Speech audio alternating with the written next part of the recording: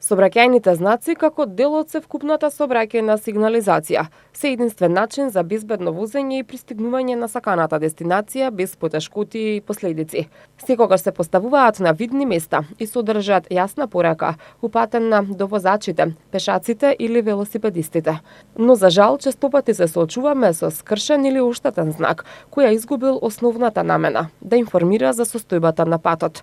Излеговме низ скопските населби и состојбата со сообраќајните знаци ја забележавме со нашата камера, пошто одговор за ваквата слика побаравме од јавното претпријатие Улици и патишта, од каде што ни потврдија дека се запознати со проблемот и веќе работат на замена на старите и искршени знаци на територија на Скопје. Она што најмногу загрижува е податокот со кој располагаат одговорните, дека најголем број на оштетени сообраќајни знаци има во општина Чаир, како и во останатите населени места, каде што се поставени тројазични табли.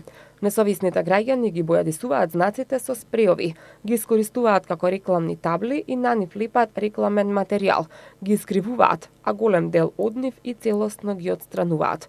Сепак, и покрај големиот број на искршени знаци, од претпријатието велат дека во споредба со минатите години, кога имало по 200 искршени знаци годишно, во првите месеци од 2019 година има искршени само 20 знаци.